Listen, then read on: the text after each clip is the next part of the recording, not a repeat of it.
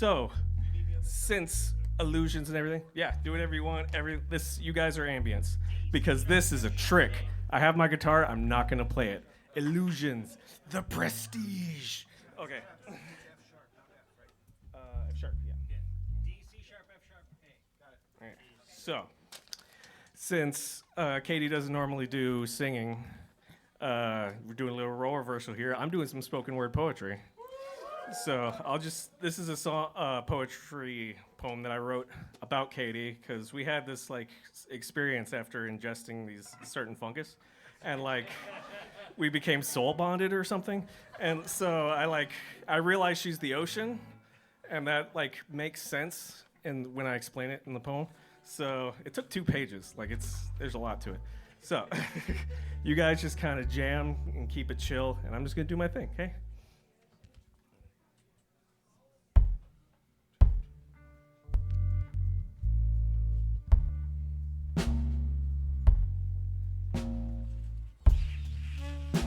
This is called She's the Ocean.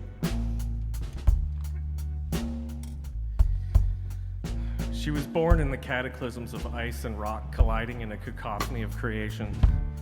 She shapes all that she touches, reducing impenetrable stone to dust and cultivating life. She provides her bounty to all who've come to rely on it, changing with the seasons but always remaining true. She reaches every continent and goes by many names, for each only see an aspect of the whole. But it's all the same ocean. She is everywhere all at once. Her surface extends forever, unfurling in infinite glittering pearlescence, but also containing the darkest, deepest depths. She conceals mysteries that remain hidden still from even space-age advancements. Monsters stir within her, taking refuge and protecting her sunken treasures. She crashes and rages, strands and overcomes the bold and unprepared. She gives all and expects naught in return. It is her nature and all she's known. Many speak of her beauty and her serenity, of her power and rage, but they do not see. If they see, they do not know.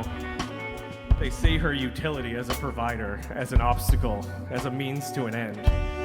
The forgotten nurturer who never says no, but suffers in silent isolation, praying her love is someday reciprocated.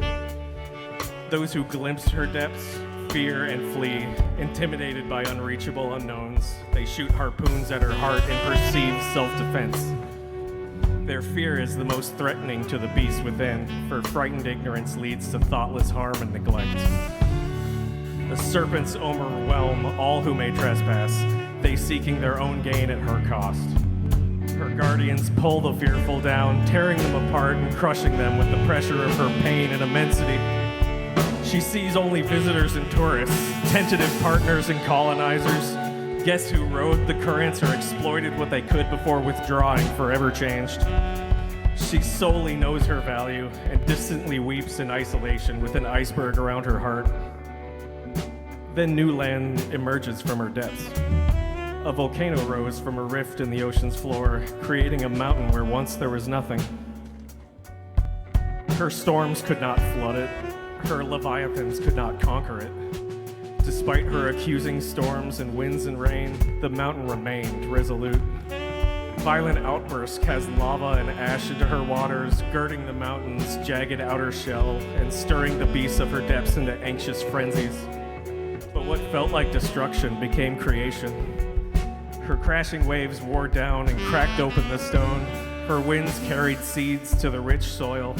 Her rain washed out the land's salts into her waters, and she was replenished. The mountain was an island, emerging from the same depths where her beasts dwell, preordained, knowing her pain and fears, connected at the source of all things. Unlike the others, the mountain remained, its determined shores carving out a permanent cove in the heart of her waters. Her waves became calm and gentle, her winds became a soothing breeze. The harsh storms became cleansing showers. The mountain became a haven of life, giving back to the ocean, thanking it for its thankless labors. The two became one, and a remote sanctuary created, safe from the tumultuous outside. They healed each other by healing themselves, but never changed their nature. They gave permission to one another to exist as they were, and by extension to themselves. Storms raged and molten rocks burst, but their longing embrace never faded, giving and receiving all. Together they became powerful and gave rise to all things.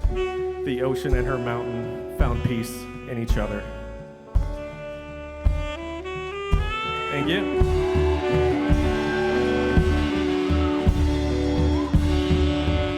Thank you, Katie, for an awesome year. Here's many more.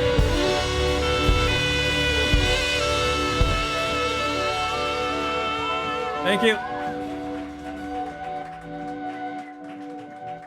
Travis Dodge.